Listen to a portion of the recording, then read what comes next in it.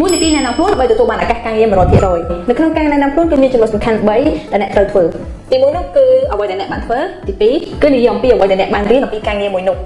ហើយទី3គឺនិយាយអំពីលទ្ធផលរបស់ការងាររបស់អ្នកអញ្ចឹងតោះទៅមើលឧទាហរណ៍ទាំងអស់គ្នាសួស្តីបងខ្ញុំឈ្មោះទេវីខ្ញុំបានបញ្ចប់ទស្សនៈបញ្ញាបត្រផ្នែកគិលានុបដ្ឋាននៅសាកលវិទ្យាល័យវិទ្យាសាស្ត្រកម្ពុជាហើយនៅក្នុងអំឡុងពេលដែលខ្ញុំរៀនហ្នឹងគឺខ្ញុំបានចុះកម្មសិក្សារយៈពេល1ឆ្នាំនៅក្នុងមន្ទីរពេទ្យរដ្ឋមួយដែលទទួលខុសត្រូវទៅលើការងារគិលានុបដ្ឋាននិងការងារ clinic ផ្សេងៗមួយចំនួនផងដែរទី1នេះគឺយើងនិយាយអំពីអ្វីដែលយើងបានធ្វើសម្រាប់បទពិសោធន៍ការងារមួយនេះគឺខ្ញុំពង្រឹងបានជំនាញផ្សេងៗជាច្រើនដូចជាការផ្សាយតាក់ទងការធ្វើការងារជាក្រុមហើយនិងការមើលថែទាំអ្នកជំងឺផងដែរទី2នេះគឺនិយាយអំពីអ្វីដែលអ្នកបានរៀនអំពីការងារមួយនោះហើយខ្ញុំក៏បានទទួលការកោតសរសើរអំពីថ្នាក់លើអំពីការដោះស្រាយបញ្ហានិងការធ្វើការងាររបស់ខ្ញុំហើយក៏ទទួលបានការកោតសរសើរអំពីអ្នកជំងឺផងដែរនៅក្នុងការមើលថែពួកគាត់បានល្អ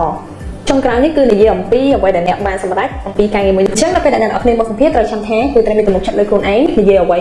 ដែលល្អខ្លីតែងាយយល់ហើយនឹងទី3នោះគឺនិយាយដោយភាពស្មោះត្រង់